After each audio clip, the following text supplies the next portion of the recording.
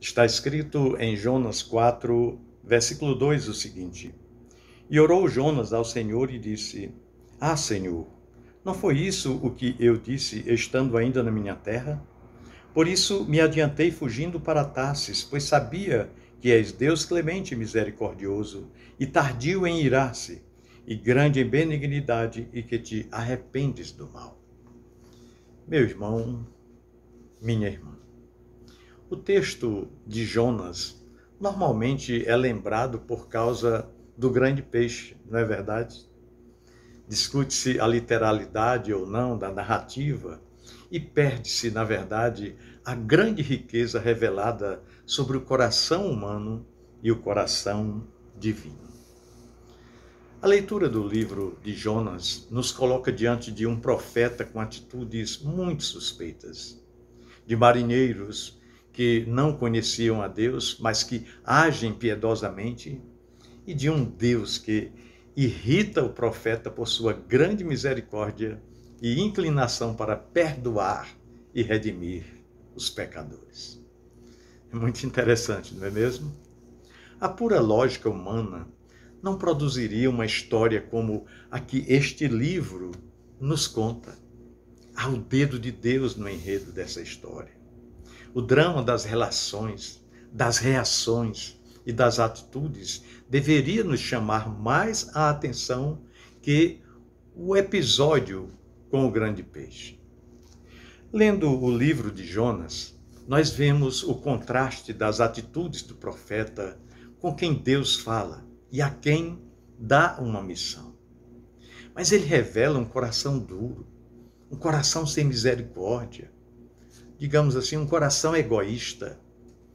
E ele é um profeta, tem uma mensagem, tem um lugar para anunciá-la, mas ele foge da missão.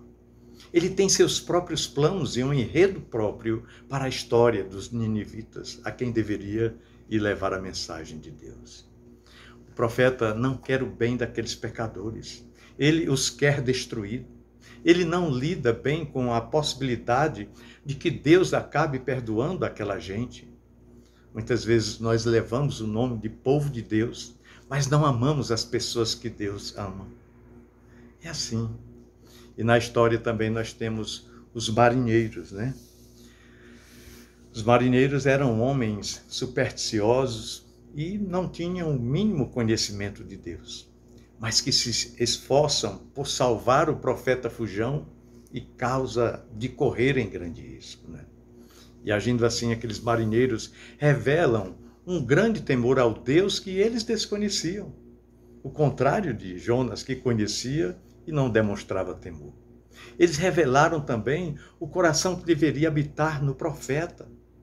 É interessante como pessoas nada religiosas e que vivem muito pouco preocupadas com a palavra de Deus ou com orações, muitas vezes revelam-se cheias da misericórdia, da bondade e do amor que se esperaria encontrar na vida dos que tanto sabem sobre as Escrituras e que oram diariamente.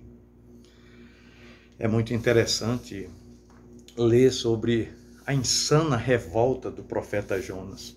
Esse é um livro curtinho, 4 capítulos só, mas muito interessante, né?